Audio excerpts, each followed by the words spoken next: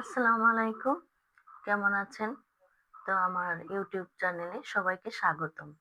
তো আজ তো ভোটের দিন, সবাই বাসায়। তো ভালো-মন্দ কিছু রান্না করব। তো গরুর মাংস ভিজিয়েছিলাম। তো আপনাদের দেখায় গরুর মাংসটা আমি হাতে মাখিয়েই রান্না করব আজকে।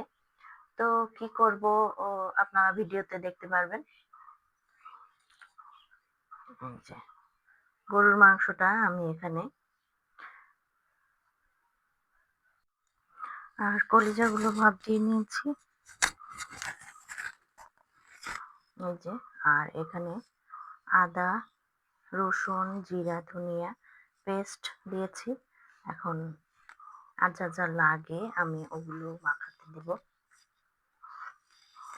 যে সবই অল্প অল্প করে দিয়ে মাখিয়ে রাখবো কিছুক্ষণ, তারপরে রান্না বসিয়ে দেব। আর দিব সরিষার তেল। সরিষার তেলে গরুর মাংস রান্না, হাঁসের মাংস রান্না কিন্তু বেশি টেস্ট হয়। আর এভাবে আমি মাখিয়ে নেব।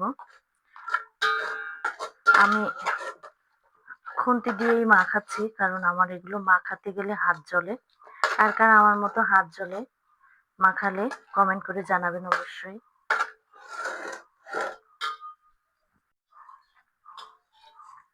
আমার গরুর মাংস কিন্তু মাখানো হয়ে গেছে। আমি একটু পরে বাইরে রান্না করব আজকে।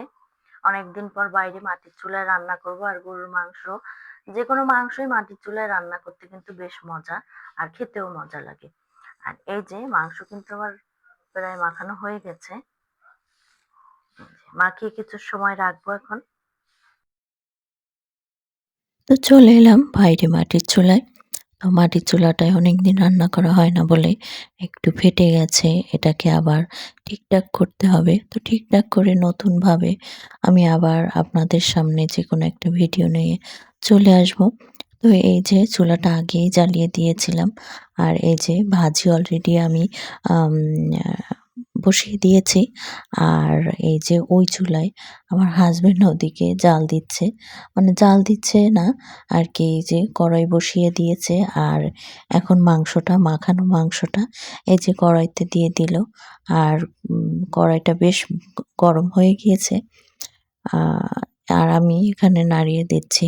আর ওদিকে জালও দিচ্ছে। চুলার রান্না কিন্তু বেশ মজা হয়। যেকোনো রান্নাই মাটির চুলায় কিন্তু মজা হয়। একটু কষ্ট হলেও মাঝে, মাঝে হাসব্যান্ডের যেদিন বাসায় থাকে সেদিন বা হাসব্যান্ডের অফ ডেতে আমি মাটির চুলায় রান্না করি।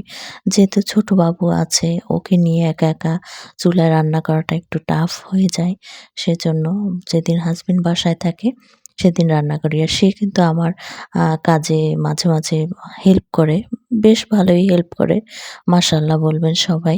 আর আমার ভিডিও যদি আপনাদের কাছে ভালো লাগে অবশ্যই লাইক, সাবস্ক্রাইব করবেন। আর এই যে মাংস, কথা বলতে, বলতে মাংস এদিকে একটু মানে পুড়ে যাচ্ছিল, তাই একটু পানিও দিয়ে দিল। আর আমি এই যে কষিয়ে নিচ্ছিলাম। এই মাটির চুলায় কষানো মাংস কিন্তু এমনিও খেতে বেশ মজা লাগে। আমি মাঝে, মাঝে মাংস কষানোর সময়ও দেখা যায় একটু খেয়ে ফেলি। মজাই হয়। আর এখানে গল্প করছিলাম। আর গল্প করতে, করতে জালও দিচ্ছিলাম। আর এই যে আমার মাংস কিন্তু বেশ কষানো হয়ে গিয়েছে। তো ভিডিওটি কেমন লাগলো জানাবেন।